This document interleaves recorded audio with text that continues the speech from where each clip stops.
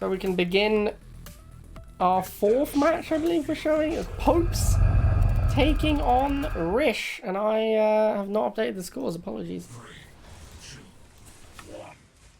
Here's, of course, 0-0. That's my bad. All right, let's take a look at these decks. What have we got, Jeffrey? Well, we got APC with Orca and Drone, so that's the classic Suzaku list running Strong Arm. And then we got Popes playing, well, he's not running Scorpion Tank, but he's got Stealth Tank, Venom, and Shade. And of course, interestingly enough, Popes is playing what I would like to call a classic struggles with Pitbull deck. Yeah, that's good point, actually. Yeah, that's what Rish really should be doing, is just spamming Pitbulls here. Yeah, I don't know if we'll... I'd like to see if we're gonna...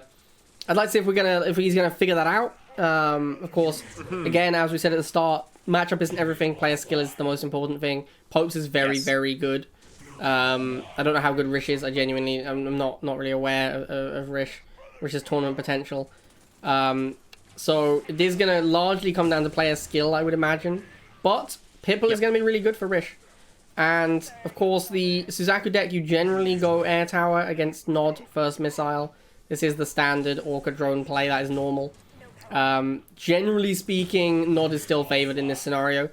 GDI only really comes back once they get their War Factory open and they start making the Pitbulls and the APCs. But having said that, it's actually looking pretty good for Rish. These drones are doing work. The Orca's killing off bikes. Oh, but there's the drill pod. Drill pod is huge. Clear the missile. He needs to get on that pad. He does with that single bike. The Orca going down to that far right. But where is he going? Hold on a minute. Oh, hang on. Oh, just Rish. But actually a great play. Ooh, this is getting close. Those riflemen clear with that single bike Orca missile, and the bike's going to try and get on the far right. Doesn't flip it over though. Middle pad covered up with those riflemen, and wow, Rish, well played. I was thinking the same as you. Where on earth is that Orca going? But he was way ahead of us, and actually got the drones out as well, and managed to have just enough time to get both of them on pads. And he microed that Orca back and forth to prevent it from wasting its missiles, which meant Popes could never send a bike down there to deal with it, because it would just run into the Orca. And Rish was able, of course, the Ceph drill pod loses to the drone swarm, so Rish actually managing to get good matchups across the board. That turret was also huge. Like the turret, the bikes were going to die, but the turret traded nicely with them. Wow, really well played by Rish there. Really impressive stuff. Yeah, and that's one thing about Orca. It's a difficult unit to micro. Oh, that's too bad, though, losing it to that stealth tank there. As we're talking, giving him props for his Orca micro, it just sails into a stealth tank and dies. Classic. Because that is one thing, like, Orca has to stop and shoot, so of course maintaining its missiles is really critical, especially against a stealth tank here, and that's probably going to turn things around a little bit here, as he does get one missile off on it, but that's not going to be enough. And here we go, missile number 2. He's got that Pitbull down there, not going to be able to clear it in time. Oh, but it survives the volley with that stealth tank nerf, and look at this! Rish coming out strong. There it is. Oh my god. Game number 1. Wow. Game number 2. Popes versus Rish. Popes bringing GDI this time. He knows Rish is going to be bringing Nod, so it's interesting that he's decided to go from that Nod counter deck that looked like it was a Nod v Nod deck. He's decided to play GDI here. And Rish has brought Mutant Chuggy, one of the most powerful Nod decks. This is a classic example of a deck that I would say is an example of why Nod is stronger. Because Mutant Chuggy is a very strong deck that Nod can bring, and GDI doesn't have anything that's just on par with Mutant Chuggy. Just in raw power level, Nod has an advantage here. Now, Popes has brought Tank Jackson, which is pretty much the best thing GDI can do, but he doesn't have a Razorback. He doesn't have something that can clean up missiles whilst ignoring Chuggy effectively. He doesn't even have Drone Swarm. He has Talon, which is, he has like Talon and Dogs. So he's going to actually have a hard time killing missiles and mutants without having the Chuggy wreck him. So I think Rish might be advantaged. But it all comes down to, does the Predator kill the Chuggy? That's the whole ball game. Can the boosted Predator kill the Chuggy? If yes, Popes wins. If no, Rish wins. Well, and let's see if that happens. So, hold on a minute. He's got both pads, but just gets on there with those lasers. And is having to split up his forces here a little bit. These booster lasers doing some good work, but gets the shocks on there. Kemba can clear that dog eventually. I don't know if this booster Predator will clear it in time. It's really close, but at least he will. He needs to get that block on the bottom. Never mind, he doesn't. The lasers just couldn't get there in time. And, wow. Hope's coming back dominant fashion here. Yeah, and I really didn't like Rish's boost on the lasers there. I thought that was a because you saw he boosted the lasers. It doesn't kill the Predator because Predator has so many hit points. Even a boosted laser takes forever to kill a Predator. And then his cooldown finished, and he had 20 tip. So he could only make laser. Like, he could have made something like bikes, which takes a while for a Predator to kill, right? If he'd had more money. Or mutant, which would actually remove the Predator. But he spent all his money on the boost, could only make laser. The Chuggy had to hold top because he had nothing else to hold top, so he couldn't bring it down to fight the shocks, which meant that Pope's got the exact scenario he wants, which is tank goes fights Chuggy, shock goes fight mutant. You're not fighting them both together. That's exactly what you want as the GDI player. And a little bit of a misstep here from Rish as he lost his chem buggy there, leaving his mutants wide open to these double shocks, and that's a bit of a problem. He also boosted that low hit point chem buggy, trying to clean them up in time, but he's just not making this work. I mean, this Predator tank is causing a lot of problems. He's just not clearing it quickly enough. These mutant marauders aren't being protected well by this chem buggy. As you said at the beginning, who's going to clear it? Is it going to be the Predator tank or the chem buggy? Whichever one drops is going to be the loser here, right? So, and that's exactly what we're seeing. This boosted Predator tank coming in, he gets the shocks on that top pad. The chem buggy boosting will deal with it, and actually losing that Predator tank helps. Oh, the flip just about. Look how close that was. The shock troopers, though, are holding very, very steady. He's going to get that Predator tank there in, well, a couple of years. But here we go. Can he get it on that top pad? He's got it secured now with these lasers and the bike, so it's looking pretty good here. But he needs to be able to break up that bottom pad. And until that happens, he's not going to be able to clear this missile. Yeah, and as I said at the start, and as you said, it comes down to who wins the Predator versus Chuggy fight. That's who wins the match. And here it looks like the Chuggy's finally coming out ahead. And there it is. Second missile goes to Rish. And I think pixel there. Holy cow, it wasn't even that like Rish played that necessarily better. It was that his units were faster. He was able to bring new Chuggies in before Popes could bring new Predators in. So Rish ended up winning the missile. And you see, look at the money, right? Popes has 140, Rish has nothing. So Rish was able to utilize his money more because his units are faster and they get killed quicker, so he's able to build new ones sooner. Whereas Popes' issue is just, my units are so slow, I can't actually get them onto the battlefield and be relevant in time. Yeah, and things are starting to change a little bit here, although, having said that, Rish needs to get onto that top pad. Missile's getting very close here. He's about to lose that chem buggy, but gets a mutant run. Oh, but the Predator tank picks it off. These jump jets coming out. Nice little tech switch from Popes here. Might just be enough to win him this missile. The shocks, though, are about to go down. Boosted Talon comes in, but these lasers might clear it. It's pretty close. No, actually, the Boosted Talon doing some real work there. Very good play from Popes. And now it's getting pretty close. These shocks are going to get rid of these riflemen on the top pad. Chem buggy will get there in time, though. The movement speed being very impactful here. And these attack bikes on the bottom. Hold on. But he's got the block. Is that going to be it? Is that going to be it? Oh, and there it is! Rish taking it down! Holy cow. That was just, wow, what a game. What a game. Oh, wow, and Rish just 2-0.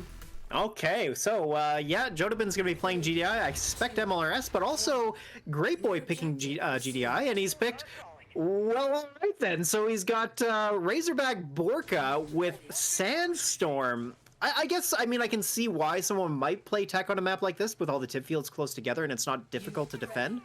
The Great Boy, being a good player, of course, knows he can stall. And actually, in the new economy, that's really the only way you can make tech work, right? Is if you stall the missile for a long enough time for it to come out. I just don't know if he's going to get there. He is playing a forward-building deck, though, so interesting choice, I gotta say. Yeah, having a couple of issues with the stream. Hopefully we're still live. I think we're still live. My computer was struggling a little bit. But yeah, we see a lot of riflemen on the field. Both players going for a triple rifle start. Neither of them getting a good, like, 3v1 or 2v1 in the encounter. Both seem pretty happy to hold their single pad. If you're Great Boy, this makes sense, because you're playing Borka and Sandstorm. If you're Jotobin, less so. So, I think Jotobin, I mean, obviously it's hard to say. You don't know who actually is favored in the slow matchup. With the MLRS, he might think he's probably favored. That's pretty reasonable. Right. But yeah, he is against a Sandstorm and a Borka, so actually he needs to get a move on and make this game happen. Well, speaking of that, look at this, minute 20, and we got a sliver on the missile timer. Both players have just been basically doing absolutely nothing. As you said, it's been pretty much a stalemate. We did see a tech switch there from Jodeman going into Razorback, Great Boy going into Pitbull, but Great Boy already had 3 of his 4 buildings online, now getting the tech lab up as well. And here we are. So now he's starting to charge the missile a little bit. With only a single harvester, though, he does need to make sure that he gets enough time to collect enough money to get to Sandstorm, as I think that is going to be pretty important, but I don't know. I think Borka might just be enough. Having said that, Jodeman does have Hammerhead though, so I don't know. That's tough to say. Unit lost. Yeah, and I mean, again, like, one player is just so happy to chill, right? Like, Great Boy's so happy to chill and wait for this Sandstorm. And in fact, here comes Sandstorm. First missile Sandstorm. Sandstorm not great versus MLRS though. Like, this thing is gonna have a bad time if these MLRSs start shooting it. Ooh, yeah, and there it goes. See you later, Sandstorm. That's Wow. That's what, 250 tip or something down the drain. No kidding. Yeah, that second MLRS was really critical there, and really good timing from Jodeman. I don't think he was anticipating a Sandstorm, but getting that second one set up really is going to help him out here, because even though that second MLRS is really weak, he does have enough units on the field here to protect it. He does inch it up forward, though. He's going to leave it up a little bit open. These Razorbacks doing an excellent job, though, of shutting down these missiles. And so far, actually not looking too bad here for Jodeman, but man, I can't believe this. We're almost 3 minutes, and here comes the first missile. So top pad taken up by those missiles. Riflemen try to get there. I don't think they're cleared in time. Low HP units on the bottom pad. They're about to go down, and he does. He's going to push forward, and I think this is going to be enough here. Yes, looks like it is. And all right, Hammerhead can't get there in time. Isn't enough. Can't get his rifleman on the bottom pad, and first missile goes to Great Boy. Yeah, and there's classic Fortress player problems from Jotabin. He's got 2 MLRSs. Great Boy stops making vehicles, and suddenly the 2 MLRSs are useless. Yeah, right. And that's the classic Fortress life, right? Great Boy just makes something that you don't have a counter to right now, gets to make use of the popcat mechanic way better than you do, and Jotabin 210 tib doesn't do anything. Doesn't matter how much tib you have if you can't make anything. And so these double missiles on the bottom pad clear that first Razorback. Second one comes out boosted. Will clear these missiles in pretty good timing. And the Sandstorm doing a little dance down there, playing a bit of Darude, and not able to make it onto the pad. Clearing that first Hammerhead, though, nicely done. And Malorus moving down, gets 2 shots off onto that Sandstorm. It is got lots of hits point, though, so it's not going to go down very quickly. But he's got to be very careful. He's built so much money into this Sandstorm, and I'm not sure what he's trying to do with it here. But yeah, these Razorbacks, man, I got to say, they are cleaning up. Yeah, and the double MRS is pretty much unapproachable for Great Boy. Really surprised we haven't seen a Borka yet. I think maybe he's keeping it as a surprise. He doesn't want Jotabin to know he has it until right at the end of the game. But, like, that's now. Yeah, here it comes. And I think this was intentional. He didn't want Jotabin to know there was a Borka. And here it comes right at the end of the game. Sweeps in, both MLRSs down. Wins the missile. And I think Great Boy intentionally held that until right at the end of the game, so that Jotabin would not know it was an option. Which is a very nice play from Great Boy there. So, alright, I think we're ready to start. Game number 2, Jotabin versus Grapey B. Didn't see much post-nug sluggishness there from Great Boy. No, not at all. That was a pretty well-played match overall. So maybe, I don't know, maybe the Nuggets are giving him power instead of the other way around. Maybe he had nugs for breakfast. I bet he did. So here we see Great Boy is bring there. Look at this deck. This is literally the deck Popes brought, right, in the first game. Yes, actually, I talked about how it's like a deck that looks like it doesn't want to play against GDI ever, but is pretty good against Nod. And Great Boy has correctly, or maybe correctly predicted. Maybe he's just going to play this deck twice. He's like, hey, if I lose to Jotabin playing GDI, then whatever, I'll play it again, and he'll definitely play Nod this time. And here Jotabin's brought Nod, and actually Great Boy's deck looks really good against him. He's got Shade and Venom. Shade's going to be great against the War Factory. Venom's going to be great against the Infantry. All he really needs to look out for is Bikes. Like, Bikes are insane. Both players have them. They're insanely good. Bikes is the best unit that Jotabin has against Great Boy. Yeah, and of course, player skill is going to matter a lot too. And I mean, in this matchup, Great Boy's a pretty strong player, so Jodabin's definitely got a tough hill to climb here, but, well, we'll see how he does this. So Great Boy taking the top 2 pads there. However, Jodabin does get on there. Venom will clean up that single flame. Gets a Seth Drill Pod, though. Really nice play there. Venom will come out with these bikes. Should be able to get decent value against this Venom as well. He's going to switch units up a little bit here. Looks like he's going to throw bikes onto the far left pad and hold against, but the Shade coming out now is going to be a big problem. Of course, it is going to be able to deal with those bikes very quickly. A nice unit switching here from Great Boy, moving Venom onto the top left and top right, but, of course, the wheels are going to hold for quite a while here, and those bikes will clear that Venom, so I don't know. It's looking like it's going to be a bit of a back and forth before the first missile fires. You can see the Shade is doing quite a lot of work. They might go down here, trades with those bikes, not really what Great Boy wants. And like I said, bikes are an incredibly powerful unit. Bikes is Jotobin's best unit in this matchup. And he's just spamming them, and that's, I mean, he's going to flip the missile and basically just made bikes. He basically just made bikes. And that, like I said, his best unit in the matchup is bikes. And Great Boy, I think, needed to transition to his own bikes sooner, or laser. He went double laser, and the bottom pad was completely secure once he had lasers on it. If he maybe got a laser a little sooner when he still had control of the top right, maybe that goes the other way. But yeah, bikes are amazing, and Jotobin just made a lot of bikes. He did. And I think Great Boy made the mistake of trying to fight them with a Shade. Like, if you had like infinite money, then yeah, you can spam Shades and win. But when you're early game, you can only make one Shade. It's not so good.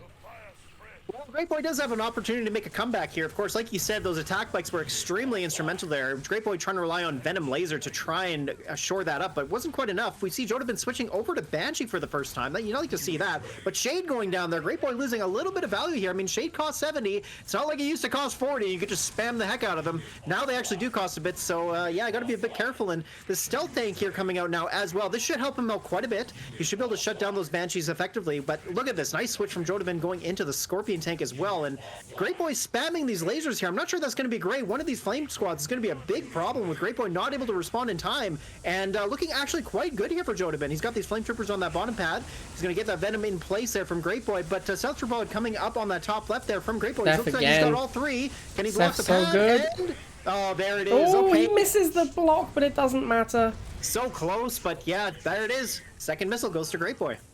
And Great Boy won that missile entirely because of Drill Pod.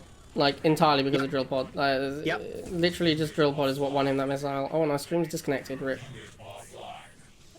It looks like it's reconnecting now, but we did lose stream briefly there. Hopefully we're back live now. It does say live. Great Boy basically won the missile with Drill Pod. So yeah, Great Boy making a good comeback there. He's not making really good use of these Shades, and actually Banshee not doing terrible, but that's partly because Great Boy just not protecting his units very well, and these overinvestment into these lasers causing him to be falling back a little bit, as we saw at the end of that missile. The Drill Pod was just so effective because of that. And look at this, kind of the same thing going on right now. We got these Flame Troopers coming out doing a ton of damage. Banshee doing an okay job, but it's about to go down to these lasers, not able to protect it with these Flamers, and Stealth Tank getting that Banshee there as well. This is what he really needs to be doing here. He needs to use a combination of these Shades and Stealth Tanks to shut down these bikes and then use lasers perhaps, but he also needs these Venoms. But here we go, third missile coming down. Can he do it? These attack bikes getting spammed. Shade clearing almost, but it's going to hold just for a little bit longer. That single bike missile is going to go off and clear that Shade. There it goes, but it's going to flip over. Can he block the Stealth Tank? No, doesn't matter. It looks like Great Boy's got the top 2 pads there, and oh, that's not going to be enough. Stealth Tank gets on there, no block from the bikes. Great Boy comes back and wins missile number 3. Yeah, and there it is, guys. I think, further ado, let's get underway. Great Boy versus Natsky in the semis. And we're seeing a Solomon from Great Boy. Okay. Going for the fish fillet in this match here. So, okay, interesting deck choices. We got no missiles from Great Boy, but he's running a triple air deck with Solomon to back that up. A little bit of a pricey deck, though, but, it might work out okay. And then Natural Sky bringing Inferno with Stealth Tank instead of Phantom. Interesting. Yeah, that is a little weird. It's not super weird, of course. It's it's a little unusual, but it's not too wild. It probably just means that he wants to really focus on the laser chuggy plan, and he doesn't really want to be in like the Inferno is a splash. Like his game plan is not Inferno. His game plan is chuggy. He doesn't want to go into Air Tower to fight against air. Okay, well, this first missile coming down, we saw a bit of a stalemate, but neither player going to stall the missile for too much longer. And here, Great Boy switching over to Orca. He's going to try and get over to that far right pad and deal with the bikes, but it's not looking too good here. Natural Sky's got defender's advantage on these militants. Switching over to drone, though, he is in his heli tower there, so that's going to work out pretty well. These attack bikes trying to get into a good position. Those drone swarms going to last just a little bit too much longer, but here we go. Those fast-moving bikes get there, going to deal with the drone, flip the missile over just a little bit.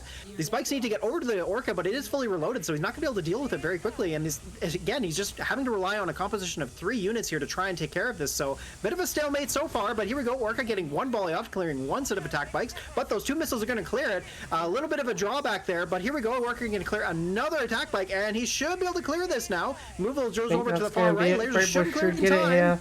Yeah, I think Great Boy should have it here. Yes, there it is. Bikes with the boost. Because there is only 2 models, they do not have enough missiles to clear that Orca. Takes 5 to clear an Orca. 2 volleys was only 4.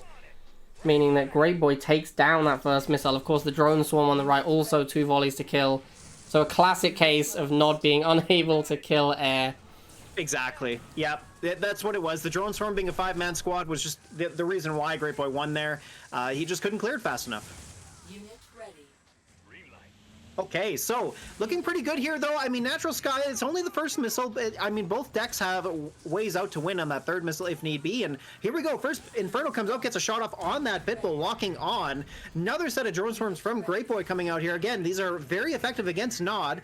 He doesn't have something like Phantom, though, to try and shut down the air. So it's going to be a bit tough here. But here, Inferno's fully reloaded once again. He's going to try and clear these Pitbulls. Gets 1 more shot off, it looks like. And there it goes. But as we were talking about before with Inferno, the thing is, it's not the first Pitbull, it's always the second, so he needs to be real careful here.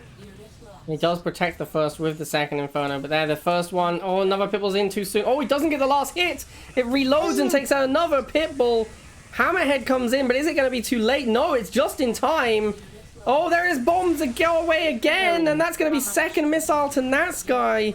Wow, really, that entire, I think Great Boy wins that missile if Pitbull gets that last shot off. It went slightly too far and it shot the base instead, which is why you see the base is slightly below 50%. If it had shot that Inferno, it doesn't reload, it doesn't get a kill, and I think Great Boy wins that missile instead.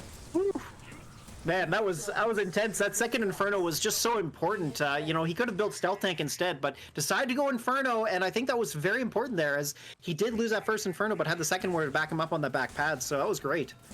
Yeah, and then of course it is again air battles galore. Air is a very strong tool in Command & Conquer Rivals, and Great Boy here, he does have the Hammerhead, but he doesn't want to send it in against all these bikes and Chuggy and Laser and so on.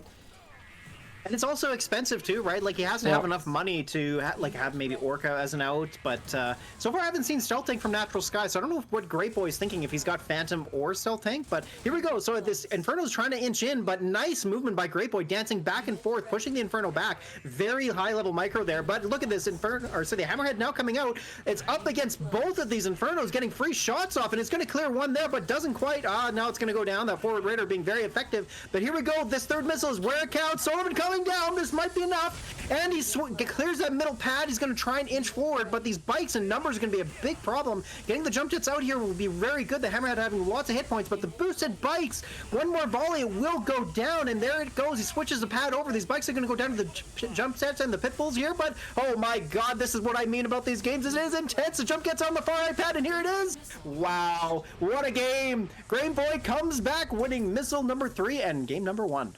2. Yeah, and so here we go, Great Boy versus Natsky. We are still best of 3. Best of 5 is only going to be the finals. So, Kane Mirror, get hyped, chat. Let's get some frobs in chat. Very excited to see some Kane Mirror here. And it is on 2 fuses, so Kane is good. Oh, so Natsky's playing this new Alicia deck with the Venom. Great Boy's playing a Tic Tank Chuggy.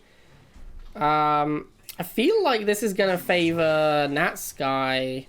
Well, I think the deck matchup, that's really hard to say, because the Venoms let you bypass Chuggy Laser, and the Ticks, if they're in position, will beat the Scorps. But then the Kane can beat the Ticks. I think Great Boy is favored because he can park Ticks and then use Kane to counter Kane. Like, I think Natsky needs Kane to break Great Boy, and then Great Boy can use Kane to counter back. So yeah, like, does Kane Tower do enough damage against a burrowed tick tank to clear it in time? Because that would be the question It won't for me, one-shot right? it. It won't one-shot it. Yeah, and that's pretty big. Like, I think what will happen, you can probably trade your obelisk for their tick tank against an enemy obelisk, but then they still have an obelisk, so I think you're behind. So yeah, I do think Great Boy is probably slightly favored here. Well, so far we see pretty much a stalemate right here. Great Boy getting a little bit more of his game plan online with the laser and Chem Buggy, but nice micro there from Natural Sky, ducking the tank in and out, getting one shot off on the Chem Buggy. But first tick tank coming out, looks like he's got enough advantage here to get it set up, and he does. He's going to inch it just a bit forward, but the Scorpion tank does get a shot off. Doesn't matter though, the tick tank will clear it. But however, having said that, the Chem Buggy trying to clear the bikes just isn't going to do it. First Cane Tower from Natural Sky coming down, and wow, really close there. Those militants MVP on the bottom pad there. The Chem Buggy just didn't get enough damage off on them on time to clear them. So wow, first missile goes to Natural Sky. Yeah, and that Sky just had more money available because he wasn't making the Chuggy. Like, the Chuggy's expensive, so that Sky had enough for an Obelisk, and Great Boy didn't. So Great Boy could not respond to Obelisk with Obelisk, which is really what he wants to do. So he ended up losing his Tick and his Bikes and his Chuggy. Like, basically his whole army of Great Boys went down to this Obelisk.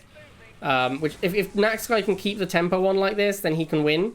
Because he can use another Obelisk to clear another Tick Tank, and Great Boy won't be able to respond with an Obelisk again, because he'll be too low on money.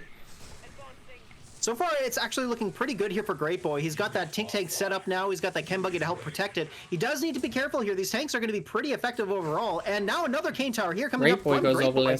Natural Sky could respond with his own. He's only going to attack the militants. They're not getting a lot of value so far. And I think Natural Sky might wait here, as he might get more value out of his tower just by holding out a little bit longer. And there it goes. Will that Cane Tower take care of the Cane Tower? And I think it will. And, oh, it's so close. Ooh, but wait a minute. what did Nat Sky's Cane Tower shoot? Did he shoot a militant? He's shooting militants! Oh, that's a feels bad. Big misstep there, as the Cane Tower from Great Boy is going to last a little bit longer. It's going to get that tank, I believe. No, it's 3 tiles back. However, so far it's looking like he's going to be able to hold that far left pretty effectively. He's a little bit pop-capped as well, Natural Sky, with these wheels. He's trying to combat these bikes here, but this tank is going to survive one more volley, but doesn't matter. He only takes care of the wheel. Not able to get the block either, and can he block the Chem Buggy from getting on? A little bit of miss micro from Great Boy almost gives him the missile, but wait a minute. Oh, there it is. Natural Sky covering the left pad. Gives him missile number 2, and what a comeback. Great Boy versus Nat Sky. Oh wait, yeah, sorry, I had them the wrong way around. Obviously, Nat Sky's the GDI, and Great Boy's the nod. So, yeah, Great Boy has brought Giga, and Nat Sky has done what I said. He's playing Drone Storm, Orca, and Solomon. So this is, I had the names the wrong way around, but yes, this is exactly what I was predicting. Yes, we've got the nod player has brought Giga, which is a great choice. The GDI player has gone hard on things that can deal with Giga, also a great choice. So I actually think this one's gonna be really interesting. I don't know if I'd say either player is advantage in deck. I think Nat Sky has brought a good counter, but Great Boy's deck is just better. Yeah, and I guess the only drawback here is the first missile, right? Like, Natural Sky has to go into all 3 buildings to really contest here, and Great Boy he's only got 2 buildings, so I think first missile he's favored, but yeah. I feel this is going to be a 3 missile game. So, all right, well, to start things off here, Natural Sky has gotten into his first 2 buildings, his air tower and barracks, and neither player really making a push here. Great Boy's going to take that bottom pad here pretty quickly, but Drone Storm here is going to get on that Great pad. Boy? He's on, wait a minute. Great Boy. What's going on? He forgot to get on the pad. Very surprising there, as Great Boy almost forgot about the bottom pad. I don't know if that was miss micro or whatever, but yeah, I mean, I don't know what happened there. A little bit of a misstep. Yeah, and I mean, I was going to say that Flamer Bite usually beats Drone Storm Missile, but I mean, Great Boy could have got on that bottom pad, he didn't, so Yep. kind of awkward there. A little bit, but yeah, you know what? These 2 players are great enough. Great Boy can definitely make a comeback here. Having said that, he does clear the Orca there with that single attack bike, so good value from Great Boy so far. Rhino coming out, making an appearance as well. I don't know if Rhino's actually going to be good. It does a pretty decent job with its vehicle damage. It just doesn't really do enough DPS against infantry to shut things down quickly, so I don't know if it's actually going to be that effective. Drone Storm is likely going to be better here, but here we go. So now he's going to start to gain a little bit of an advantage here. Those Drone Storms going down to the bikes. He got the Pitbull coming out as well. Flame Troopers dealing with those missiles on the bottom pad, and Drone Storms coming out in numbers. We're getting actually pretty close here to the second missile, though. Yeah, the Rhino is interesting in that it can beat laser 1v1, and it like can actually hold against bikes for a while. I also should give a mention. This is the Surface deck. Like, this is Surface's deck. The Rhino, Pitbull, Orca, Drone Swarm. Oh yes, this is what right. Surface has been playing. The Solomon part is like I don't know if Surface plays Solomon that often, but he's been playing it on ladder for fun.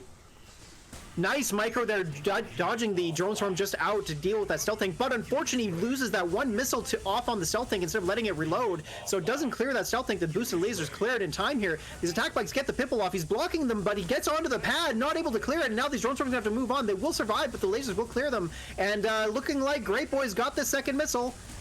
Yep, there it is. Missile number really, 2. really good boost on the laser from Great Boy there. Cleaned up the Orca, and then also meant he dominated the drone storm that came in. Like, didn't lose any lasers to it, so then he had a really strong position on the bottom, which Natsky could not break.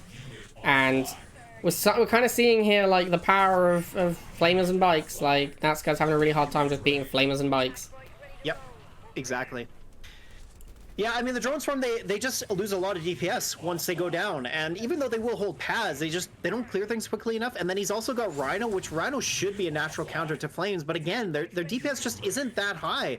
I mean, not high enough for something else to come in and clear it in time, right? So it's, yeah, not looking too easy here. Look how many bikes Great Boy has. I mean, he's made so many bikes this game, and it's really just like bikes and Flames are the two units he's making. He made like one stealth tank. We haven't seen a Giga. We've seen like a couple of lasers maybe, but it's really just bikes and Flamers. And exactly. That's what Natsky needs to beat. And I think Natsky's best plan would actually just be a lot of pit bulls, because that beats up on the bikes, forces Great Boy to switch. And if he makes Great Boy go Giga Cannon, then he can Iron Cannon it. So here we go. He got that single bite down. He might be able to hold against these boosted lasers. He's gonna advance real close, but oh no, that's too bad. Now he's gonna flip the pad over. He's gonna clear that single laser, install the missile a little bit more. But attack bikes get on there. Solomon coming down, backs off the stealth tank, doesn't get any value out of it, but gets back onto the pad very easily. Drone swarm goes down very quickly as well. Now all he needs to do is just block the pads here. And oh wait a minute, so close here. Holy crap! These drone swarms coming out in numbers, stalling the missile just a little bit longer. Is this gonna be enough for Natural Sky to hold on? The flametroopers get onto the far right, going to clear the missiles very quickly, but drone swarm coming out as well, but he's not getting any damage off on the flametroopers. He's going to try and spam these drones, but they're just not enough, and it's going to be so close here, but the bikes clear that drone swarm, and he's holding steady now, and it looks like, there it is, just a matter of time. Great Boy takes missile number 3. Natural Sky up against the corner there, and just couldn't come back out. Yeah. 3, 2. Yeah, and here we are on 2 fuses, which not one of my favorite maps to see, but yeah, no surprise to see MLRS on a map like this. It works very well. Having said that, Keeper's brought an interesting deck as well. He's got Grenadiers with Orc, and I think the idea is that he needed a heavy vehicle, but he wanted it to keep it to 2 buildings, right? So, but I don't know. This is a very expensive deck to run Solomon. I think he would have been better off with Jackson. I'm not so sure this is going to work out for him. Yeah, and I mean, Rish's deck is pretty strong, but Keeper's deck has no weak units to MLRS, right? No vehicles, doesn't care at all about the MLRS, which is the center point of Rish's deck. However, having said that, Rish has got Shocks, which beats Infantry, and he's got Hammerhead that beats Air. And that's all of Keeper's units, so he can probably just make Shocks and Hammerheads for the entire game. I suspect that's what we'll see. I think Rish might pop out in MLRS just to, you know, at the beginning of the game here, but you know, having said that, it's looking pretty good here. Rish having both the pads here. He's got the Shocks on the far right with the Pitbull as well. Orca coming out. He gets a boost on the Pitbull, but I think the Orca is going to clear it here. Nice micro, though. He's ducking it in and out from, but it looks like he's going to get it off there. Oh, but wait a minute. Oh, dodge. Oh, boy. As it looks like he's going to be able to cover this. He needs to fire on the Orca, though. He's getting instead the drone swarm, and now he lets him onto the pad on that far right. Hold on a minute, but he looks like he might get this. He's cleared that Orca with the missiles, and just a minute. There we go. Drone swarm just could not make it to the pad in time, and Rish, with that first missile under his belt, takes it in stunning fashion. What a monster this Rish guy is. He is very good. What plays? I mean, that was some really good Pitbull micro. He even, like, ate 3 of the 4 Orca shots. Yes, that was huge. What a hero. So, we see these Grenadiers coming out. I don't know what these Grenadiers are really going to do. I mean, Grenadiers just don't seem very good, you know? I mean, he doesn't have something like Razorback. They're just a bad unit is the problem. I've tried using them so many times, and every time I use them, I'm like, wow, you are so much worse than Mutant Marauders. Yeah, like, which is odd, because they have good stats, but... Yeah, they're not even that far away in stats, they're just so much worse. Unit lost. All right, here we go. Can Rish take missile number 2? It's looking pretty good. He gets a boost on that Pitbull. Very good. He's going to clear those drone swarms fairly quickly. But the Orca not fully reloaded. Gets one shot off, letting the Pitbull survive. Now he's got another one coming again. And this Orca with such low hit points is going to go down to these missiles. Very big value loss for Keeper. And looking pretty good so far. He gets the Grenadiers on the far left, though. Might be enough to clear this Pitbull, though. Actually, he's not able to back it off. The EMP having some effect here. As he's going to try and get a drone swarm there. Does finally flipping the missile over. Look at that. Whoa. Wow, Grenadiers doing something for the first time in Rivals history. Look at that Keeper flip, man. Unit ready. That was a monster flip right there. That really was. Yeah. Rish he was really focused on the far right pad, right? Like, he didn't really throw something on that far left pad, which is what he needed to do. He needed to move a drone swarm over there, but he was just so focused on that far right pad. Yeah, and I mean, Rish, I mean, he's starting to figure it out. Hammerheads and oh, what is this boost, Rish? No. Oh no, terrible micro there. But he's starting to figure it out. Pitbull, Hammerhead, or Shock. It's kind of all he really wants to make. MRS is never coming out. Not a necessary unit in this matchup. All right, well, we're getting pretty Pitbull close to goes this third down. missile. Orca clearing a Pitbull. It's actually looking pretty good here for Keeper. He might be able to take this. He's got his drone swarm Orca out as well. He's about to fully reload, take care of that Pitbull. There it goes. And this Shock with a boost on it. Unfortunately, it's not going to do anything at all. Like, Rish getting thrown back a little bit here. Ion Cannon coming Ion down. Cannon. A little bit surprising. Doesn't really The do a whole Hammerhead lot. lives! Why And is the Hammerhead is on like 1 hit point? Can he get out of the pad in time? Oh no! Keeper! That was close. What a beating! Oh my god, I would be so mad. I'd be so mad if I Iron Cannon the Hammerhead and it walked away with 1 hit point. Yeah, I mean, Like, I think what he is needed to that? focus on different hex, but No, yeah, that's- that Hammerhead with that sliver of hit points. I'd be Oh so my gosh. pissed! Alright, well, let's get right back into the excellent rivals. Rish versus Keeper, game number 2. And here we are on Feels Slash bad, Fields as Keeper. well. Bringing back the Solomon. After being savagely betrayed by him, I don't know if I'd be able to do that. 3, 2, Yeah, he really wants to prove his point, I think. But, well, exact same deck as well. And, oh, no, Rish bringing the Inferno deck. This is going to work out a little bit better for him than MLRS because, of course, Inferno's got a lot more targets here. Buggy, not a bad choice. I mean, again, the Grenadiers just don't do that well. So, I don't know. I think Rish is advantaged here with deck-wise. But, I don't know. Maybe Keeper can bring something out here. unit lost. Yeah, I mean, he's bringing exactly the same deck. I do actually feel like, I don't know if this is me being worse at the game, but Hammerhead is such a brawler, it's such a bruiser of a unit. Like, it's actually pretty hard Yes. to not take beats on your Phantom when you try and fight Hammerheads. Because Hammerhead's a ridiculous unit, yeah. it free shots the Phantom, so if you take like 2 hits whilst volleying a Hammerhead, you're not doing well. Like, you need to take 1 hit and escape, otherwise it's problem. Yeah, and Hammerhead can chase Phantom down, so it's actually, like, with its high hit points and Forward Raider, it is quite a good unit. Yeah, Well, Hammerhead so- is actually like pretty decent. Lost. It is. So right now, looking like Rish is going to take this. He's got all 3 pads here. This Buggy getting out of dodge, but gets down to the Grenadiers here, and the drone swarm going to clean up those militants, getting the boost that on the Buggy. Buggy here. go. He's gonna throw it left. He's going to clear up, but the Orca is going to move in and take care of it in 1 volley here, and actually looking pretty good here for Keeper. Yeah, I mean, Keeper's is absolutely crushing this first missile. This is not remotely close. Ironically, his Gren is great because Rish's secondary anti-infantry is Buggy, which does nothing. So Yeah, he really no- has to use militants to kill Grens. Like, obviously, his ideal scenario is to Inferno everything, Yes. but he doesn't have the money for them yet. He's just got there now. Here comes the first Inferno finally, and Keeper's only 2 building deck. He's going to be able to Hammerhead pretty quickly. And if Rish loses this Inferno to Hammerhead, I think that's game over. like, takes care of the Grenadiers. They go down with that Wow, one I did not single think shot. he was going to hit that Gren. I thought he was bombing the missiles. It was pretty close. Inferno's got really good lock on, actually. Yeah, once it really gets does. it takes care of stuff pretty quick. But you're right. Like, this Hammerhead here could wreak some havoc. He gets an attack bike volley off on it, but it's not quite enough. However, Hammerhead's got Oh a free no, shot. don't up. lose it! No! There it goes. And now Rish! Rish moving his harvester off the tip field. He's going to lose some money. And, oh, Rish, gosh. wake up, Rish is Rish! now down the creek without a paddle. Can he come back? I don't think he can. He's going to try and secure these pads, and maybe that's enough. But Oh, can the he get back on? flying! Hammerhead, The flying is going to be enough! Oh, there it is, the flying is- OP! Gets on top pad, gets on bottom pad. Keeper smashes that game. Just All right, so yeah, both players winning with GDI means here we are, Nod Grudge match here on the Needle, which is actually kind of a similar map to Flooded Fields, but of course the big difference without the rocks there, the bases are in a different position, and then, well, actually it's quite a bit different, but pads are in the same position. Yeah. And Rish has brought the same deck, but he's put in a Scorpion instead of a bike, which is confusing. Oh no, wait. You know, I was gonna say it's weird because he literally lost to like air units, and now he's cut the bikes. But he knows he's against Nod, right? So that's why he's done it. He doesn't need to beat Drone Swarms and Talons anymore. He knows for a fact that Keeper will not play those units, so he doesn't need bikes as badly. So he can get away with a buggy Scorpion deck, which I actually really like. Buggy Scorpion deck is you know one of my favorite decks to play. But it's pretty good. Yep. You can't play it because it's so bad versus Orca basically. But there is no Orca in Nod, so he knows he can get away with it. But Keeper has brought no bikes to this match, and yeah, also insane. No bikes in the game, which is nuts. Yeah, bikes is like arguably the best unit in the game right now. Bike and Pitbull are probably the two best units, and neither player is bringing either of them.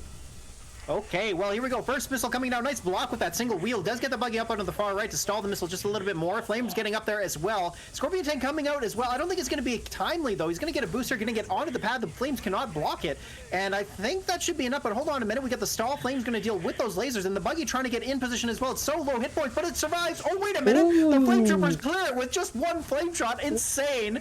But here we go. Laser's going to get on there. That Scorpion tank will not be able to deal with the Flame Trooper in time here. But looks like Keeper getting all three pads now. Oh man, this is just going so close. Game back and forth here. The boosted buggy clearing the flames just in time. He doesn't get on there, but the Miltons allow that Scorpion tank just to inch on far enough. And the Scorpion tanks, he does get the Harvester kill as well. A little bit of a flex play, I gotta say. But now he should be able to clear this pretty good. There it is. Wow, Keeper getting the Harvester and the missile at the same time. Brutal. Yeah, and Keeper went for a pretty risky play there to send that tank at the Harvester because he needed to kill Rish's tank on the bottom, and then a buggy went down there as well, and like the buggy cleared the missile, and it was a stall, and Keeper like didn't secure the missile for a little while because of it. And I would have just secured the missile with that tank. Like I would have kept the tank around to take care of the enemy tank and the buggy, but Keeper doesn't end up getting punished for it. Does get 2 Harvester kills and gets to transition into double Inferno here, which Rish is in no position to fight. He doesn't have bikes. He's nowhere close to his Phantom. Exactly. These Infernos are impossible to beat right now. Like he needs a Phantom because you can't spam buggies at them. That doesn't do anything, and you can't use lasers either really. So you can see he's just waiting. He's waiting for a Phantom because he knows. Oh, and he's gone Scorpion. I don't think he has a chance anymore. I think he had to make a Phantom there to have a chance because these Scorpions just get eaten. Yeah, you're right. Like he really did need to go into Phantom, and even if he had, Keeper's got enough money in the tank that he can build a stealth tank right away and clear it out. So yeah, but he's pop capped. He's got so much stuff that you can maybe kill one, or you can like force the Infernos off before the Phantom comes out. Yeah, no, that's a good point. But now point. It's just over. Like Keeper's dominated it now. Yeah, he's going to swap those Infernos back and forth. His fully reloaded. He's going to clear the Militants. Of course, the Flames do the same thing. Savage. He's not going to get on the pad, but it doesn't really matter. However, the boosted lasers do clear that Inferno. Again, though, this is just like, we're waiting for the game to end here. As he gets the Flame Troopers off the there's nothing Rish can do at this point. There's too many Infernos, and he can't make his Phantom. His deck is expensive, and he fell behind, and he doesn't have the comeback mechanic. No kidding. Yeah. And wow, I mean, it was really close. If Keeper had thrown that first missile because his Scorpion was on the Harvester, I would have made fun of him for sure. All right, here we go. And here on Battlefield, an aptly named map for this finals here. And a map, you know what, you don't see too often. I gotta say, I actually really like Battlefield. It's just one of those original maps that we used to see in tournaments all the time. And of course, it did favor tech, but we're probably going to see that here too much. But looking at these decks here, well, Great Boy has brought an excellent deck. Giga Cannon works very well on this map, having the two pads close together. Giga Cannon is going to be able to reach both of them. And the rocks are in pretty good position as well to create choke points there.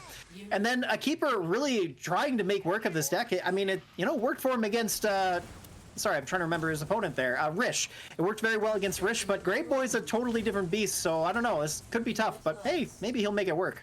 Yeah, and what's interesting here is Great Boy has brought Giga Cannon. Makes sense, right? It's great on the map. It's one of the most powerful units in the metagame right now. But what he hasn't done is consider that if he was watching the previous match, he would have seen that Keeper started with this deck last time and then chose to play it again. So Keeper likes this deck, is a fairly safe assumption. Yep. So if you're expecting a triple air, triple infantry grenadier deck, you probably don't want to bring Giga Cannon.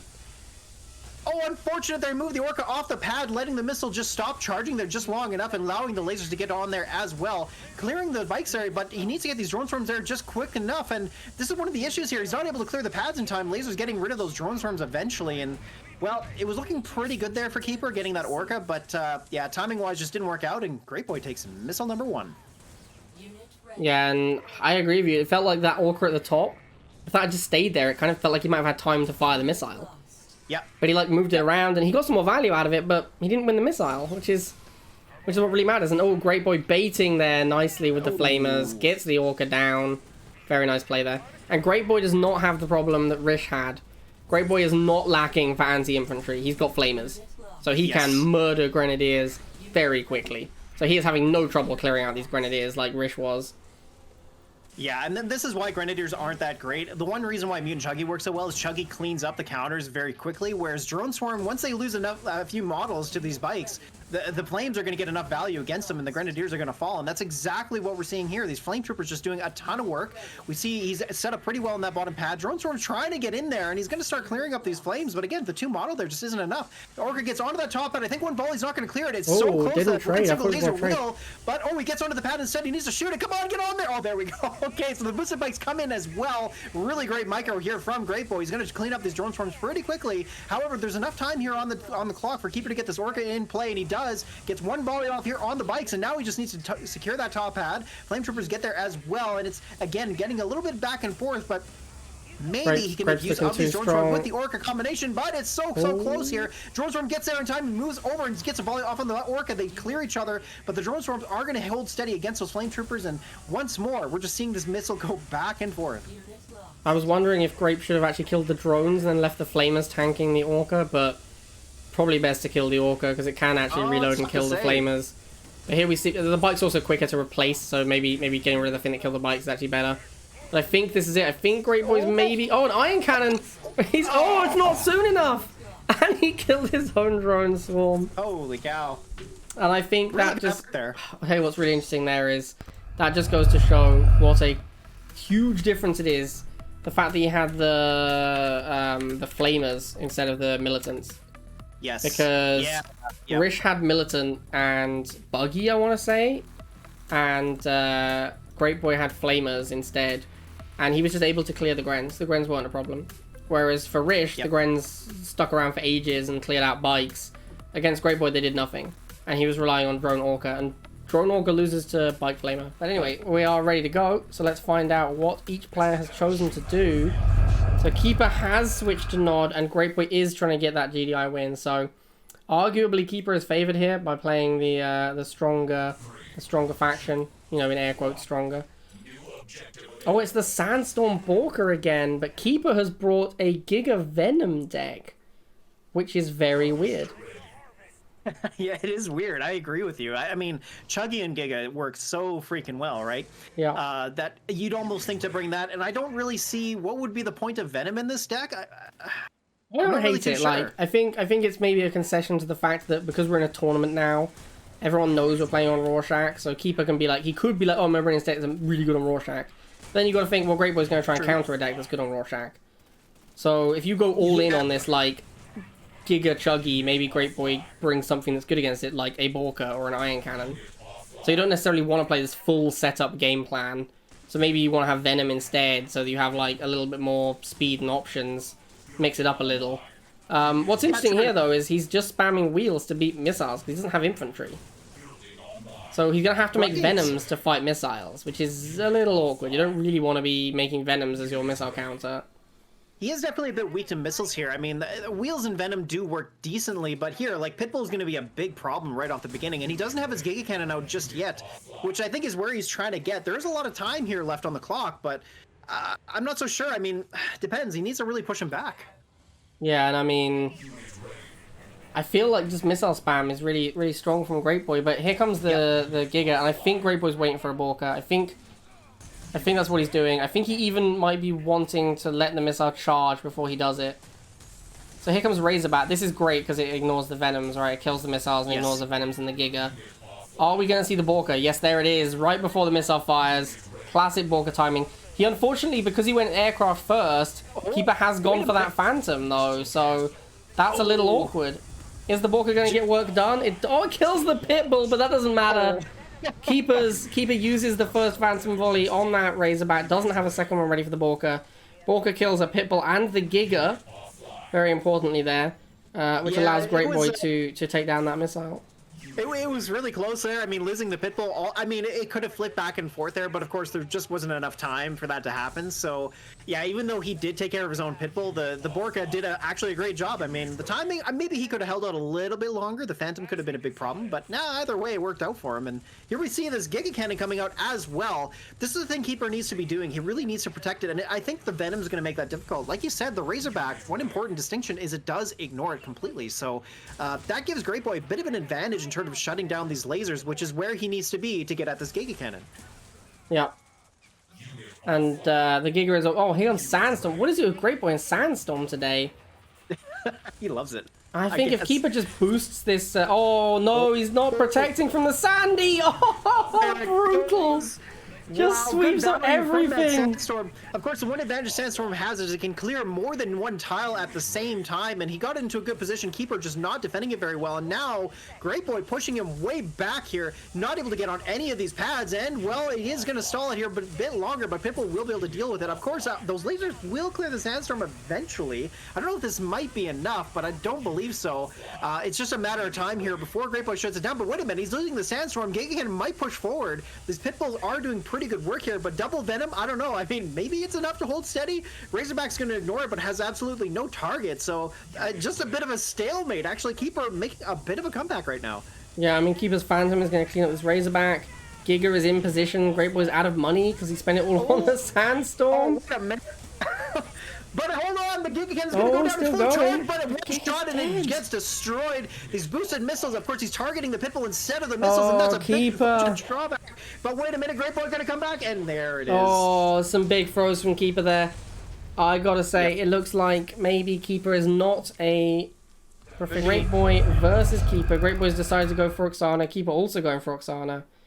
I also, like, Keeper's deck didn't have anti-infantry. I didn't like that very much.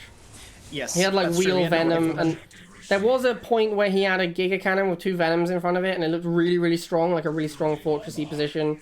And I thought he was gonna take it from there, and then Great Boy managed to breach it, and I don't even remember what with really. I think he just chipped down at the Venoms and got rid of the Giga by getting through the Venoms with some infantry or something. I don't really remember, but once the Giga went down, like he didn't have good map control anymore. And that's the problem with using flying units to block, right? Like, the Pitbulls can raider through the flying units and still attack the Giga. Exactly. Yeah, and like, we look at these two decks here, I mean, again, Keeper, he's brought Flames and he's got Wheels, and this is a bit of a better deck than the last one, I would say, in terms for this matchup, but Stealth Tank on Great Boy's side is going to be such a beating. I mean, no Phantom from Keeper. We've seen this deck from Keeper before. Like, I don't know if Keeper was playing it, but people have played that deck, the exact deck in the tournament with the Inferno and the Scorpion, and... But yes, the fact that he hasn't got the Stealth Tank is unusual for sure. So, well, we'll see how this plays out. Great Boy, of course, getting a Laser Chuggy online. The Ken Buggy is going to be a pretty good unit. Of course, we know that it's very strong, but Scorpion Tank coming from Keeper, nice response. Ooh, he does look at that lock on. Look at that lock on. There was like 2 tile.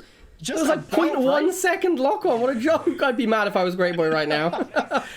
Yeah, it was just like, the way the hexes work out, right? Yeah. But here we go. So maybe Keeper can steal this missile here. He's going to occupy that bottom pad. The Flame Troopers are going to go down, though. He gets the Scorpion Tank up there. He's going to throw bikes onto that far right pad, I think. But no, it doesn't need to. The lasers go down to the Flame Troopers, and, wow, nicely played there by Keeper. That Scorpion Tank doing an excellent job. Really nice micro from Keeper on this Scorpion Tank. He's just crushing with this one Scorp. That Scorp did so much work. It killed like 2 Chuggies and half killed the Halve, and this is actually why Mutant Chuggy plays Mutant, because lasers don't kill tanks quickly enough. So a tank can roll around lasers and kill your Chuggy. I mean, they can't do it against Mutant because Mutant does too much damage, but you can do it against a laser Chuggy. And Great Boy has eschewed the mutants for an Inferno, basically. Like, that's the difference between his deck and Mutant Chuggies. He's gone Inferno instead of Mutant. And he's getting punished for it, because these tanks are a problem. Like, Laser Chuggy doesn't really beat Tank Flamer. Lasers die too quickly to Flamers, like Mutants don't, lasers do. And the lasers don't stop the tank from rotating around. You keep seeing it here again, you see it again. This tank just keeps working over the Chuggy, and Great Boy is stuck in his base. And now there's an Inferno to deal with as well. It's looking really bad for Great Boy. Getting double shot there. Both the Chem Buggy and the lasers going down with 1 hex, and it looks like he actually might be making a great comeback with this deck. Gets that block though from the bikes with Great Boy there. He's trying to keep him off the pads, but it might just be a matter of time here. That Inferno, of course, on that far right pad's gonna be a big problem. And he's got another one coming out. Of course, getting that Harvester kill was also pretty important as he shut down his economy. And well, there it is. Keeper making a comeback. And this is what you love to see. Keeper doing a great job here. Good choice of Deca in the end, actually. Those tanks were just a huge problem. He's 2-1 up. It's match point still. Keeper, of course, does need a win with GDI. He could, of course, have won again with Nod if he wanted to, and then taken it to the 5th game. He has, in fact, decided to go GDI instead. And here we go, completely different deck. Oh, wow. Oh, and he's misclicked the air tower. Oh, no! Oh, gosh. Keeper. Classic error. Well, okay. Yeah, I mean, Talon will be okay It's here. It's not good, man. It's not the worst thing ever. It's not the worst thing ever because he does kind of want Talons against Mutant Chuggy at some point. Like, that is probably somewhere he's going to want to go. Because now the Great Boy actually has the Mutants instead of the Inferno. He can beat tanks. So Predator is not going to be, like, the dominating unit. So you're going to need to go Talon to fight the Mutants.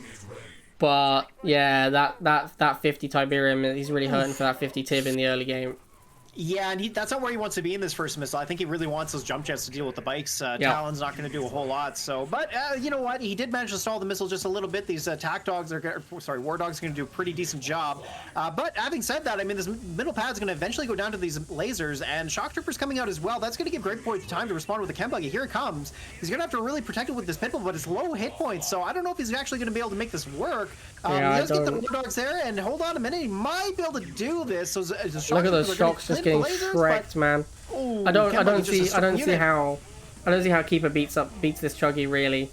Like even if he kills it, Great Boy can just re-up it immediately, and you need a Predator to kill it, and then that forces Great Boy into Mutant. But because Keeper's so low on money because he used the 50 on the air tower, he can't make the Predator yet. I also think it is actually a tough matchup for Keeper. I think Mutant Chuggy is ahead. Yeah, again, like we talked about before, how Mutant Chuggy is just one of those good all-around decks, and this is exactly that matchup where it's going to be tough for him. I mean, Keeper does need to win with GDI, but I do think he might have been better off just playing another Nod matchup to try and win this. Maybe that would throw Great Boy off here. Having said that, though, I mean, the pads are a little bit closer to the base in this map, right? So maybe a Predator tank would be a little bit better. But here we go. These Mutant Marauders getting the boost. Look at this. Just cleaning up those tanks, man. He does back it off, but it's got one sliver of health left. One more shot, and it's gone. So that's a bit of a liability for him there. And these double mutants here. Look at this Chem Buggy getting tons of value as well. Doesn't even get the shot off with that Predator tank. That's a big feels bad, as he could have potentially cleared it there. What's interesting about this map... Oh, hang on, here we go. Going down to the second missile. Could be the last missile if Great Boy wins it.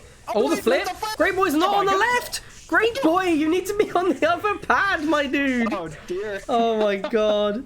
Those chicken nuggets causing problems. Oh, the nugs. Maybe he hasn't got enough nugs. Maybe he needs more nugs to get back into it. Maybe that's the problem. Oh, yeah, the nug saturation. Maybe he's run out of nugs. Yeah, exactly. He needs more nugs. I was going to say, what's interesting about this map is because of these lakes in the middle, if you put a unit on both tiles of your side of the pad, it's really hard to micro a Chuggy through mutants on the other side, because there's nowhere for it to go anymore. Okay.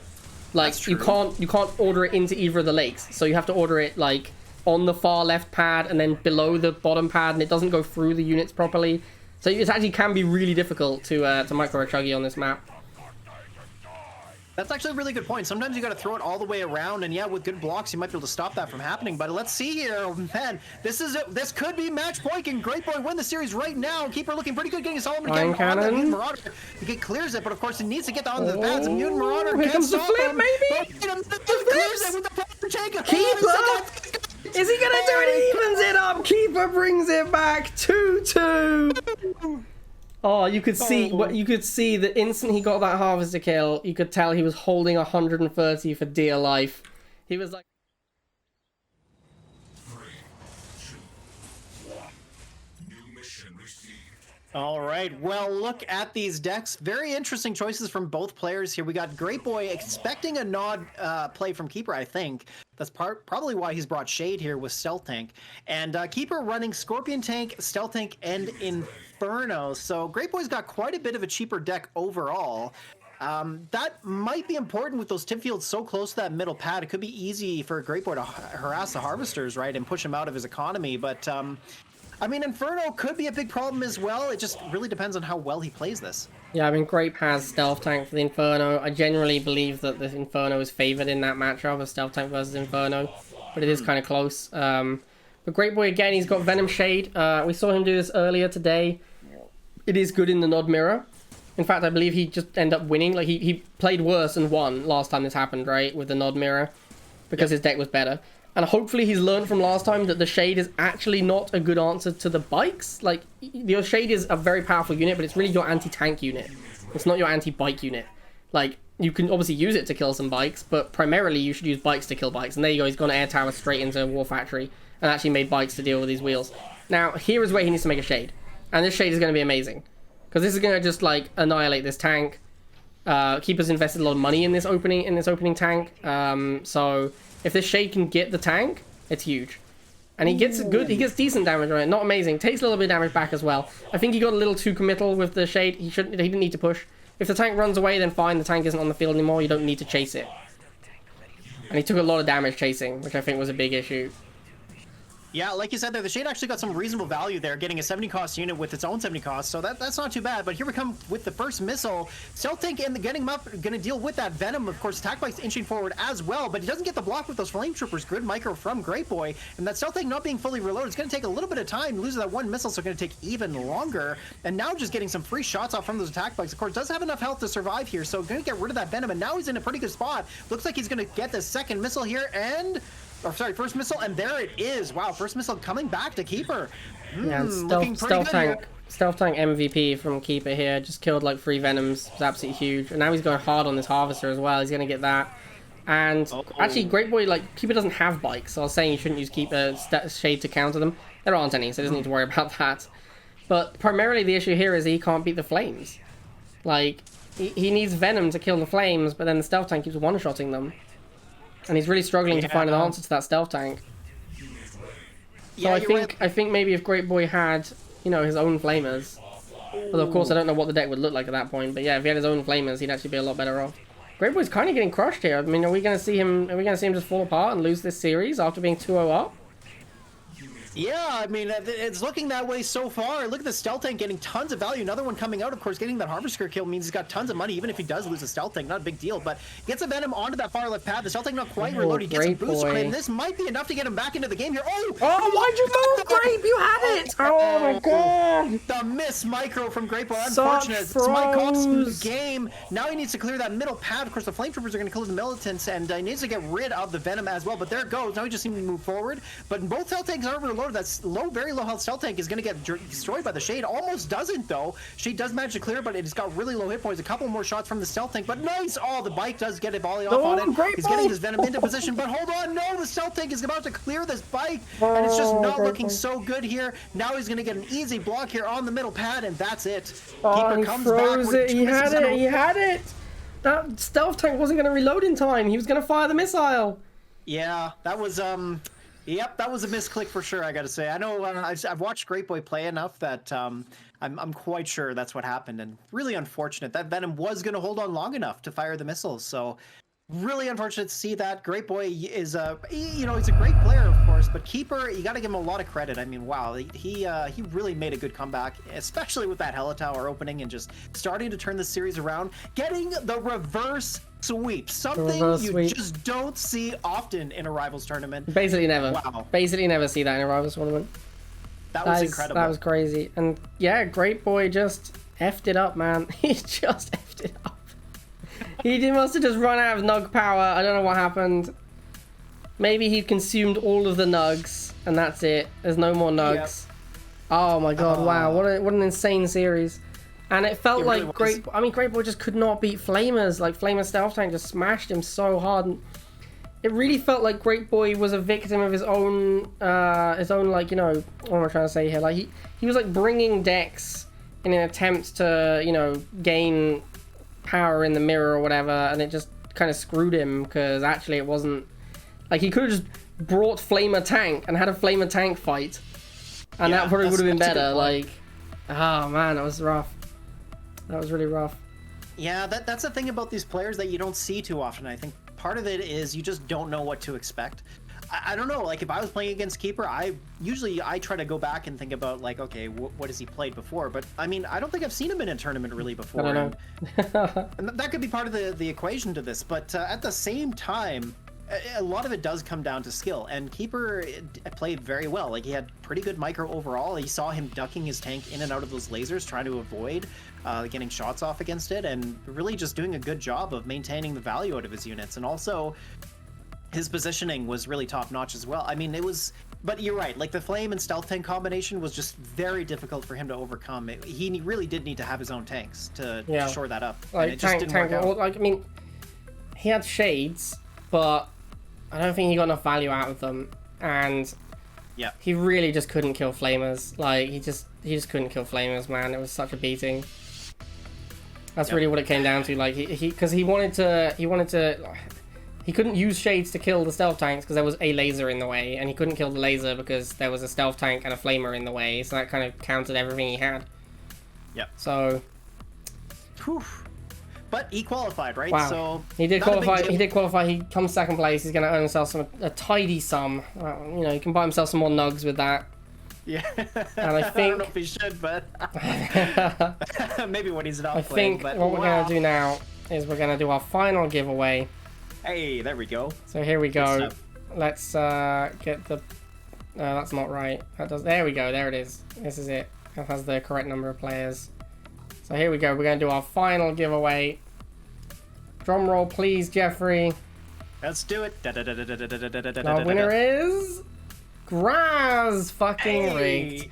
Go, Rigged. Graz. Obviously rigged. Graz wins. Congratulations, Graz. Love Feels it. good, man. Having a rigged win. Obviously rigged. All right, chat. Oh. So, with that, I believe we've done everything. The game, that's the it. tournament is over. Keeper wins. Congratulations to Keeper. Let's talk about Legion. Thank you so much, everyone who supports Legion. Thank you so much to the Legion staff. Kenny, of course, God tier hero in the background, doing literally Yeah. everything. Me and Jeffrey just sit here and chat about Rivals. Kenny is organizing the feature. Kenny did it solo today as well, so he's organizing the feature. He's Yeah, updating no the kidding. scores. He's sorting out the vanity. He's doing everything. Like, he organized the tournament. All of the commands to set up the bot, and Kenny's doing it all. Doing all the check-ins, doing all the drops, sorting out the vanity sheet. Kenny was an absolute hero today. Did absolutely 100%. everything. And then I feel like it's also important to say thank you to Sarpedon, of course, for creating the Legion bot, which allows us to streamline these tournaments. It's so much better with the Legion bot. Things really are a lot simpler. Lets us do all of this in one day. And of course, Viper for these amazing graphics. Viper does all of the graphics. Of course, here we have our supporter page. Thank you so much to the supporters. I'd also like to give a shout out to, I believe it was Dimitri, who has donated once again to Legion. Thank you so much, Dimitri. Hopefully that was correct. I believe that's what chat said. Thank you so much, my dude. And of course, to Big Rig, huge shout to Big Rig for this tournament, who he's basically sponsored this whole qualifier and pretty much all of our current prize pool. If other guys want to also be like Big Rig, follow the links. Be like Big Rig. Be the change you want to see in the world. Donate to Legion if you want to see more Legion tournaments. Please do. And of course, I love here doing is this. our links. Here is our links for merch, team support, and prize pool. All of these help enormously with Legion. And finally, thank you, of course, to my co-host, Jeffrey the Cat. Thank you so much, Jeffrey, for hanging out. You are, of course, the best Rivals caster, bar none. Maybe if X-Scoundrel was still around, you'd have some competition, but no. Oh, for sure I would. Yeah, X-Scoundrel was great. No, thank you so much, Blade. I appreciate that a lot. And also thank you to you as well. These events That's are all right, great. man.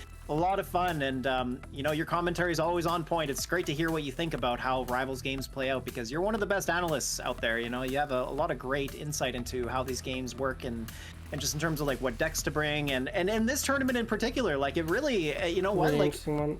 a lot of people don't think there's going to be a lot of depth because players tend to just bring like things that they're comfortable with or whatever. But you know what? I gotta say, a lot of players put a lot of thought into what decks they were trying to bring, because you could tell there was definitely some specific intentions happening here, and you know, that's what makes these games really exciting. I feel this was one of the best Rivals tournaments. I mean, the last couple have just been phenomenal. Like, wow, the quality, the caliber, and also, like you said, the qualifier format just allows for these pools of players to get a little bit more close together so that the skill level isn't as disparate, so that you do see some of these more exciting games come out. And I gotta say, it's been phenomenal. A lot of fun to cast, and yeah, no, thanks for having me along. It's been great.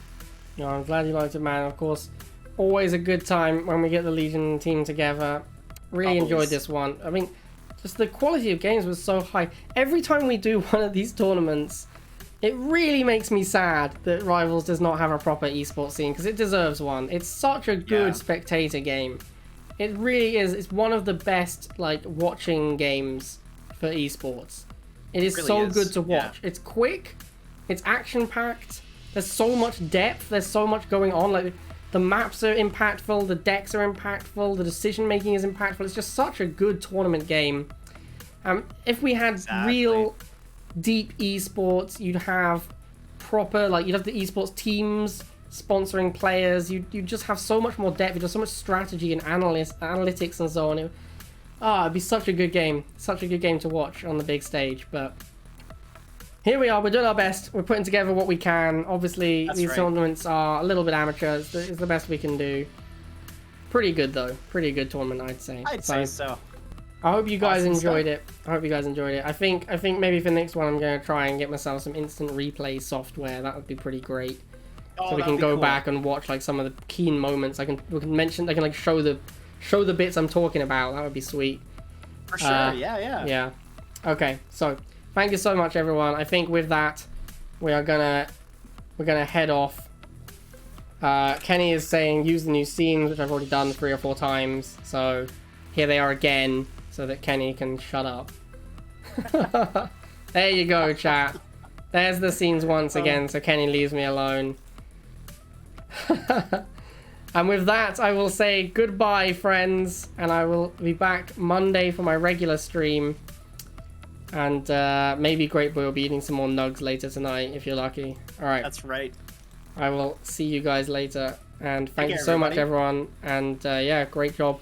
Really good job to Kenny again. I really can't emphasize enough how much Kenny did today. Like, 100%. There was a lot to do in the background, and Kenny did all of it, pretty much solo. So thank you so much, Kenny. Alright, I will see you guys later.